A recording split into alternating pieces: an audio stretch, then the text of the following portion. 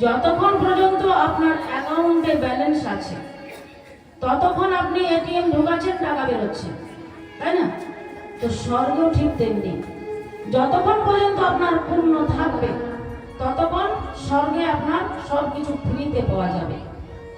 তারপর যে পূর্ণ শেষ, আপনাকে স্বর্গ থেকে তাড়িয়ে দেওয়া হবে। তখন আসতে ইচ্ছা করবে না, কারণ থাকতে থাকতে একটা অভ্যাস হয়ে যাবে, আসতে ইচ্ছা হবে না। যেমন ধরুন একটা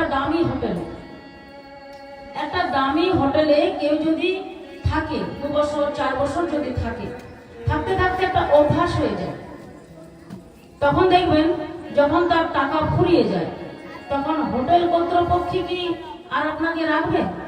বলবে এবার আসুন।